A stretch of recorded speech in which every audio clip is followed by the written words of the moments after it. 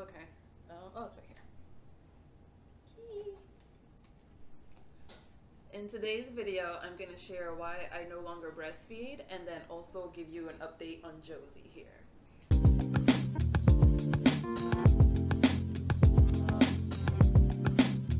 So I, so I made it about 3 months solely breastfeeding, and I supplemented a handful of times with formula.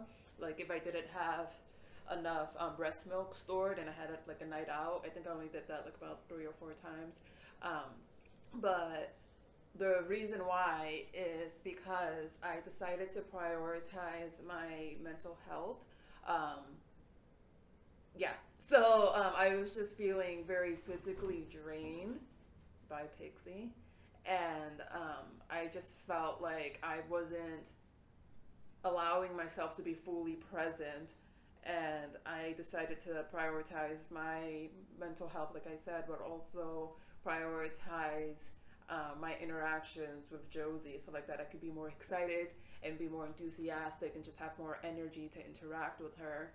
And be a very active parent in her life. Not saying that I wasn't active before, but again, I just feel more energized now. So when it comes to formula, there's two main brands. There's Similac and there's Enfamil. Wick, if which by the way, WIC is for pregnant women. For a while, it's pregnant women and young children. I for a while confused WIC with food stamps because food stamps is for low income families, whereas WIC, the income bracket, the income brackets are actually quite large. Like a lot more people qualify for WIC than people realize. I think. WIC, if you're formula feeding, only covers Similac, which from what I've gathered, Similac is best if you're formula feeding from the get go. Like if you're not breastfeeding at all for whatever reason you decide. And Enfamil is best if your baby has been breastfed. Because I tried Similac and Josie, honestly, she cried a lot when the couple times I gave her Similac, and it seemed to give her a lot of gas. And I tried the Similac, the one that was for sensitive tummy or gas relief, and that was better, but she still didn't react well. Which right now I feed her Enfamil, the normal one, and she loves it. That one definitely suits her better. Um, so that's my 2 cents on that. But honestly, it's just what your baby prefers, what you should feed them. She eats now about every 3 to 4 hours, about I say 4 to 6 ounces.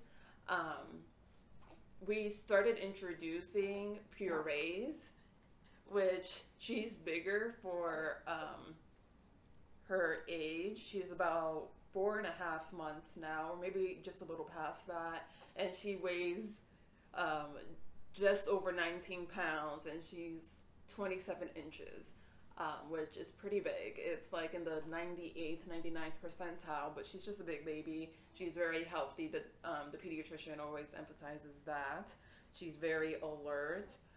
She's able to have control of her neck and head movements. That's why it's easy. I'm not easy. Why it's acceptable for me to introduce different purees. But it was definitely emphasized to not slack with the formula. Like I still have to make sure she's getting enough formula because that's where she's getting the bulk of her nutrients. With that said, we've tried like different vegetables and fruits, and she's had chicken. I can't remember if my mom gave her turkey or not, but she liked the chicken. But when it comes to introducing the baby food, Josie food, what the pediatrician said to do, and we actually did it, was to pay attention to cues. Like again, wait for your baby to have head control and neck control, and see if your baby's interested in you eating. Because if your baby's watching you eat your food and is interested in what you have, that might be a sign. But if you start to give your baby food and your baby pushes it out with their tongue and doesn't take any in, like just goes, and none is getting into their mouth, that's probably a sign that it's a little bit too early to give them food, because once they're ready, they'll take it more acceptantly. Like maybe the first spoon they might push out, but if you're noticing like that's just what they're doing, I would say wait at least a couple days or a week, just so like that they're not doing that, so you know that they're more ready. The biggest concern with that is them choking, so you want to avoid that at all costs, of course. But when introducing them food, back to WIC, they only approve baby food that's one ingredient, like they don't do mixes. But that's also the best way or the most recommended way to introduce food to your kid is to do one ingredient, so just like apple, banana, carrot, chicken, like not the sweet potatoes with carrots with blah blah blah. And that's so like that if your baby is allergic to what you feed them, you can pinpoint exactly what it is that they're allergic to, whereas if it was multiple ingredients, you would know it was one of the ingredients in there, but you wouldn't be exactly sure. And with that said, they say to feed your baby the same thing for about 3 to 4 days. Like don't do bananas one day and then apples the next day, because it can take 2 to 3 times of your baby being introduced to a food before their body reacts to it being allergic. Like it might not be the first time. So again, if you allow 3 to 4 days of the same thing, then you'll be able to pinpoint more easily I'm a little distracted. You'll be able to pinpoint a little bit more easily which ingredient it is that your baby is allergic to. With that said, when I started introducing the baby food to Josie, it wasn't replacing any of her meals. It was just, I would give her, and this is what I still do now, I just give her like a tablespoon or 2 throughout the day, or maybe I'll just do it right before one of her bottles, and she might eat a little bit less of her bottle that time, but she eats pretty frequently, that like it doesn't take her off of her schedule or anything like that. But that seems to be working for her. It's supposed to help expand their palates, their taste palates. Yeah, so that's the update on her eating.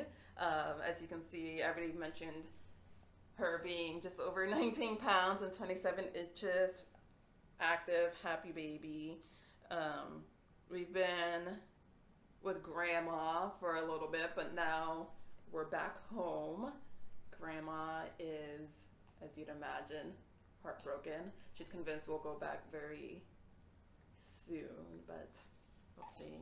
But yeah, that's a quick little update on us. Let me know in the comments if you have any questions about breastfeeding, about formula feeding, introducing food to your baby, or anything baby related, and I'll answer to the best of my abilities.